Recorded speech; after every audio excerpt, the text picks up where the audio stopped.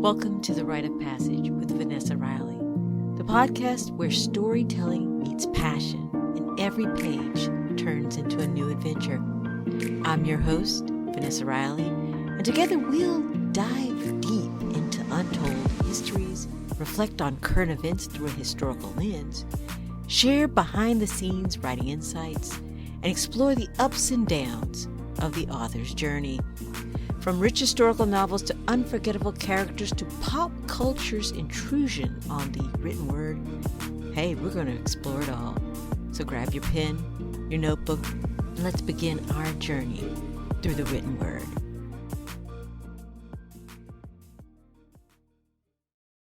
Let's start your rite of passage.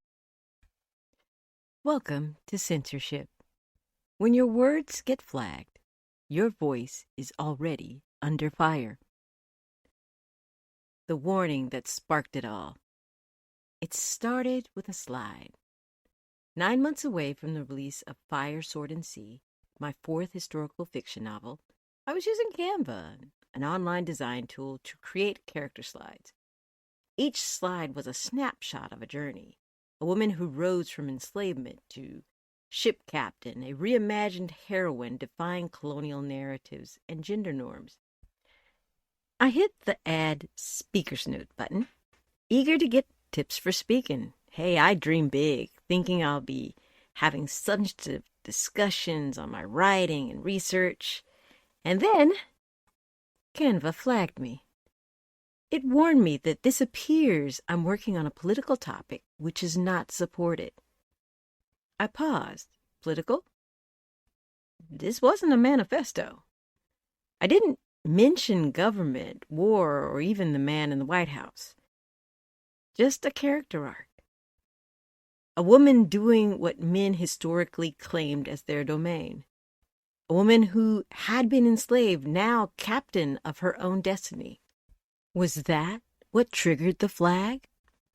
Was it because she was Black? Because she was free? Because she existed at all?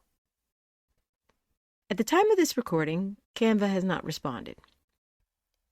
What had happened was, there's a popular phrase in Black vernacular storytelling. What had happened was. It's often said with a chuckle, a smile, a pause before unpacking truth. It's a doorway to context, a map through what might otherwise get dismissed. So what had happened was, I was trying to promote a book. I wasn't trying to ignite a movement or start a fire. I just wanted to tell a story that mattered. And the tools I used turned on me. These so-called helpers, these digital platforms that were supposed to amplify my voice, were suddenly filtering it. It's easy to say the creator world is dicey right now. Hey, we're all stressed, consumers, readers, artists alike. But we can't pretend this isn't something deeper. Truth is under attack. Art is under review. And some of us are being silenced before we even speak. History is on the chopping block. I'll leave you to draw your own conclusion about why Canva flagged that slide with the magical word enslaved. To me, it's simple and diabolical. History, especially Black history, is being erased. It's happening now. It's in real time. We are witnessing the rollback of truth, not in some distant dystopia, but here and now. Books are being banned, curriculums gutted. The both sides rhetoric used to flatten facts into nothingness. Trusted institutions are quiet, complicit. The hunger for moral equivalence is starving out real accountability. If you think you're safe, don't be fooled. They're coming for you too. Just ask your grandma or senior friend who can no longer call their Social Security office and now must make inconvenient trips to get questions answered. Art is and always has been political. From the beginning of time, artists have resisted. Protest art existed long before hashtags and headlines. Ancient Egyptians carved critiques into pottery and tombs. Michelangelo's David stood as a symbol of resistance against the de Medici family. Picasso's Guernica screamed against fascism. Jean-Michel Basquiat painted the pain of racism and systemic decay on city walls. Writers, too, have been on the front lines of protest. Harriet Beecher Stowe, Uncle Tom's Cabin, rattled the nation and helped spur abolition. George Orwell's 1984 warned us how language and surveillance would become weapons. James Baldwin's The Fire Next Time broke the illusion of American innocence. Chinua Achebe reclaimed African voices in Things Fall Apart. Octavia Butler's Kindred forced readers to time travel into the inescapable legacy of slavery. These stories didn't whisper, they roared. And yet many of these works were banned, challenged, or ignored until their creators were no longer threats, until they were dead or despaired. We call them legends now. But in their lifetimes, they faced resistance just for telling the truth.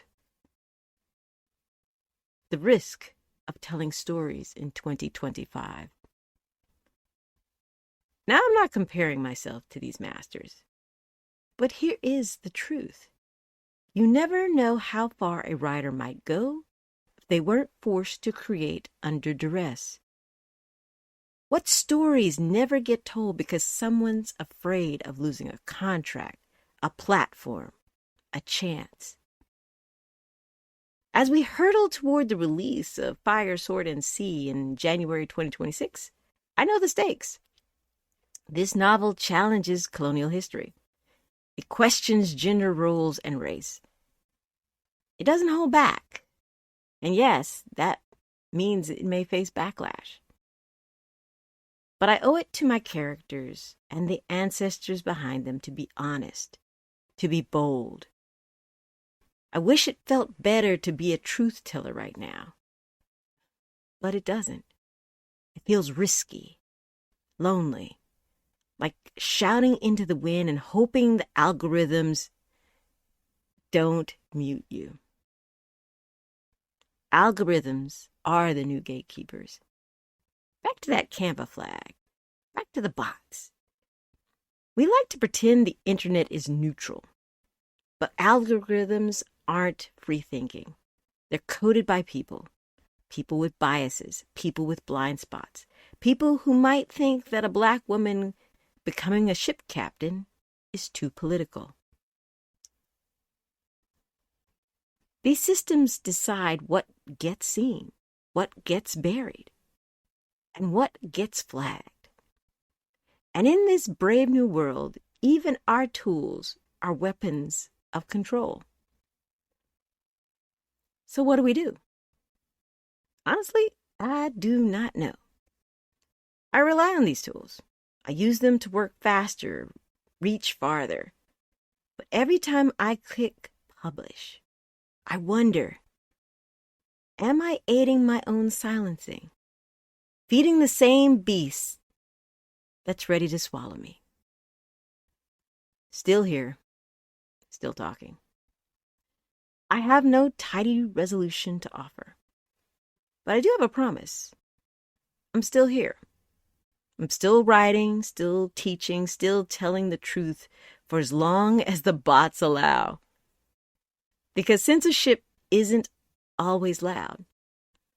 Sometimes it comes as a quiet warning, a flagged slide, a ghosted post, a book pulled from the shelves.